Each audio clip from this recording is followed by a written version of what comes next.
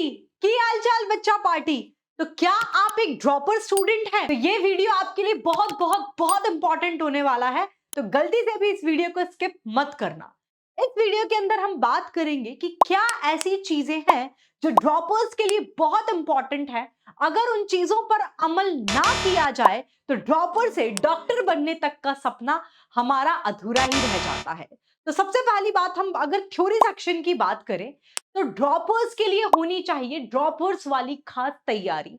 तो हम simple theory normal regular students की तरह नहीं पढ़ सकते हैं। क्विक रिवीजन के लिए हर थ्योरी के हमारे पास रेडी होने चाहिए mind maps and short notes for the quick revision.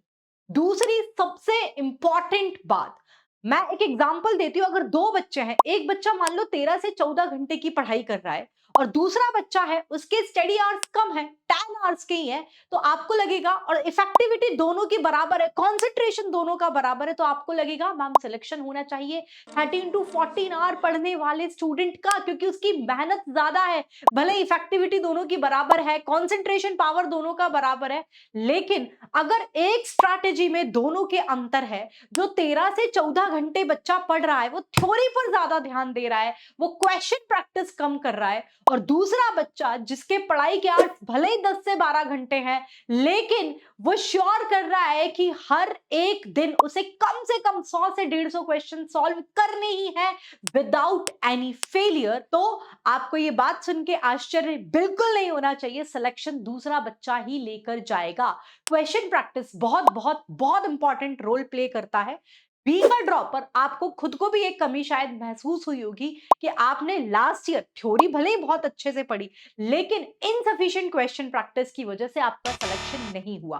तो ड्रॉपर कैंडिडेट को we will make it sure कि हम डेली के कम से कम 150 क्वेश्चन सॉल्व जरूर कर रहे हैं। तीसरी चीज, एक नॉर्मल नीट कैंडिडेट के लिए होता है परफॉर्मेंस प्रेशर, लेकिन ड्रॉपर स्टूडेंट के लिए परफॉर्मेंस प्रेशर से कई ज्यादा होता है फेलियर प्रेशर, क्योंकि एक बार हम एग्जाम दे चुके हैं, उसमें हम फेल हो चुके हैं, तो हमारे पास परफॉर्मेंस प्रेशर से कई ज्यादा बर्डन होता है फेलियर प्रेशर का। तो कोई भी बैगेज आपको अपने पास से नहीं रखना है, आपको अपने ऊपर भरोसा रखना है, एक ईमानदार कोशिश सही स्ट्रैटेजी के साथ करनी है। आप अपनी किस्मत को दोष देते हैं, पर किस्मत की सबसे खूबसूरत आदत यह है कि समय आने पर यह बदलती जरूर है, लेकिन आपको अपना समय खुद लाना पड़ेगा, मेहनत करनी पड़ेगी सही स्ट्रैटेजी के साथ। और एक और चीज जो ड्रॉपर स्टूडेंट में कई बार मैंने देखने को मिली है, ड्रॉपर स्टूडेंट हर एक चीज अपनी ईगो पर ले लेते हैं। मैम ऐसा क्यों कह रहे हैं आप?